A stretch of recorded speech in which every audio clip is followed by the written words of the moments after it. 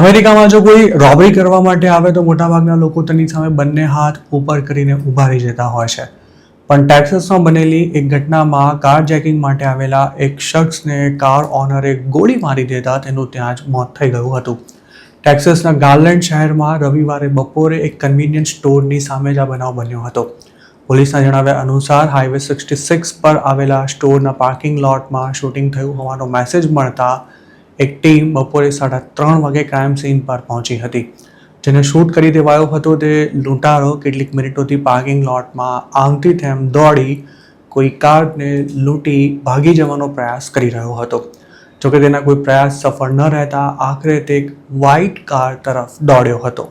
આ કારમાં એક ફેમિલી સવાર હતું અને ગાડીનો દરવાજો ખુલતા જ લૂંટારાએ અંદર ઘૂસવાનો પ્રયાસ કર્યો હતો. આ દરમિયાન કારના ઓનરે તેની સાથે ઝપાઝપી કરી હતી, પણ તેમ છતાંય લૂંટારો ગાડીની અંદર ઘૂસીને ડ્રાઈવર સીટ પર બેસી ગયો હતો.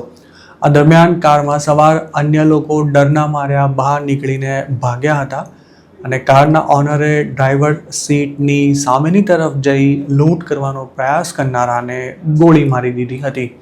પોલીસ આ શખ્સને લઈને હોસ્પિટલ પહોંચી હતી, પરંતુ ફરજ પરના ડોક્ટર્સે તેને મૃત જાહેર કર્યો હતો.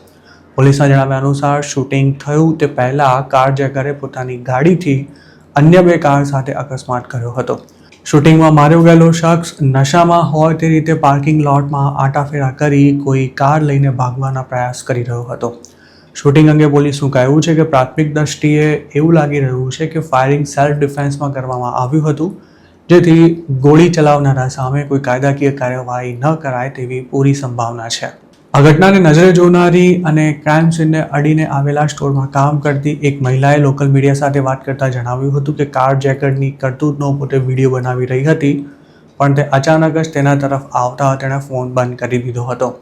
આ મહિલાએ એમ પણ જણાવ્યું હતું કે મામલો એટલો બધો ગંભીર હતો કે કારમાં સવાર ફેમિલી સાથે કંઈ પણ થઈ શક્યું હોત. જોકે માર્યો ગયેલો શખ્સ કોણ હતો તેની કોઈ માહિતી પોલીસ દ્વારા હજુ સુધી શેર નથી કરાઈ કે ન તો કાર જેકર પાસેથી કોઈ વેપન પણ મળી આવ્યું હતું. જોકે તેણે કાર લૂંટવા માટે બળજબરી કરી હોવાના દ્રશ્યો કેમેરામાં કેપ્ચર થતાં કારનો ઓનર કાયદાકીય કાર્યવાહીથી બચી જાય તેવી પૂરી શક્યતા છે. અમેરિકાના કાયદા અનુસાર સેલ્ફ ડિફેન્સમાં કોઈના પર ગોળી ચલાવી દેવી ક્રિમિનલ એક્ટ નથી. જોકે આ કૃત્ય માત્ર સેલ્ફ ડિફેન્સ માટે જ કરવામાં આવ્યું હતું તે પુરવાર કરવું પડે છે.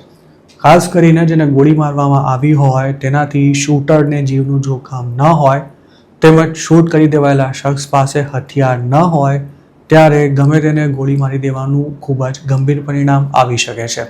સપ્ટેમ્બર 2025માં ટેક્સાસમાં આવો જ એક મામલો સામે આવ્યો હતો, જેમાં ડોરબેલ વગાડીને ભાગી જનારા બાળકને ચોર સમજી તેને ગોળી મારી દેનારા જુલિયાન ગઝમેન નામના શખ્સ પર હત્યાનો આરોપ મૂકી તેની ધરપકડ કરી લેવામાં આવી હતી. હ્યુસ્ટનની આ ઘટનામાં છોકરાઓ ડિંગ ડોંગ ડીચ એટલે કે કોઈની ડોરબેલ મારીને ભાગી જવાનું એવી ગેમ રમતા હતા, પણ જુલિયાન નામના માથા ફરેલ શખ્સે 11 વર્ષના છોકરાને શૂટ કરી દીધો હતો.